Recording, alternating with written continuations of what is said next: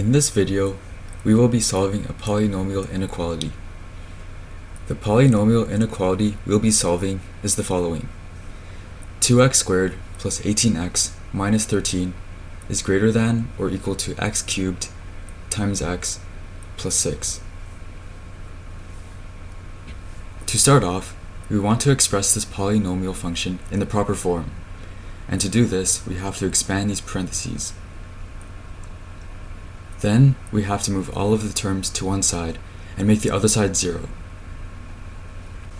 After moving the right side to the left side by subtracting on both sides, we get negative x to the 4 minus 6x cubed plus 2x squared plus 18x minus 13 is greater than or equal to 0. Now we can factor this inequality without a problem by using the factor theorem and the integral zero theorem shown here. We'll use the integral zero theorem to list out our possible zeros, and then the factor theorem to test these possible zeros and find which ones work in our function. The integral zero theorem states that the factors of a polynomial function are divisors of the constant term, which is this term here. Luckily, negative 13 only has 4 possible divisors, plus minus 1 and plus minus 13. The factor theorem states that a value b is a 0 of the polynomial if inputting b as an x value gives 0 as a y value.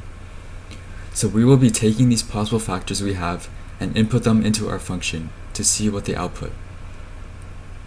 First, we'll start with positive 1. Luckily, we get an output of 0. Now that we know 1 is 0 of this function, we will use synthetic division to factor 1 out of it.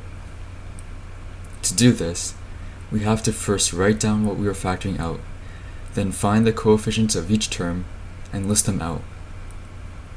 Then, we'll get the sum of the numbers in this column and move it over to the next column by multiplying it by the root, which is 1 in this case.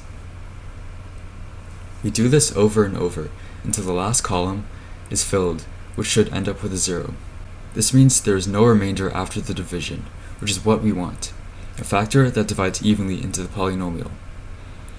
We can then write down the function with 1 factored out of it, shown here. Now, with the non-factored part of the function, we will use the integral zero theorem and factor theorem again to test for possible zeros. The possible divisors are still plus minus 1 and plus minus 13. And we'll start testing with positive 1. And after plugging 1 into the function, the output once again is 0. Then, we'll factor out this 1 from the function with synthetic division, doing the same thing as before, getting the sum of the column and moving it over to the next column by multiplying by the factor, which is 1. Here is the function with the 1 factored out of it again. And since we're left with a quadratic over here, we can use the quadratic formula to find the 2 remaining factors. After setting up the quadratic formula, we can just input a, b, and c as the coefficients of the quadratic, and keep on simplifying until we get our solutions for x, which are negative 4 plus square root 3 and negative 4 minus square root 3. We finally fully factored the polynomial. But we can do one more thing to this function to make it easier to handle. We can get rid of this negative by switching the inequality here, so our final polynomial is x minus 1 squared times x plus 4 minus square root 3 times x plus 4 plus square root 3 is less than or equal to 0. Now, to solve the inequality, we'll graph the function. Since we factored this polynomial, we can easily plot the zeros onto the graph like so. This indicates to us where the graph touches the x-axis and switches from negative to positive, and vice versa. Next, as this is a positive quadratic function, we know that y approaches infinity as x approaches plus minus infinity. Finally, we need to take the end conditions and multiplicities of the zeros into account to finish the sketch of the graph.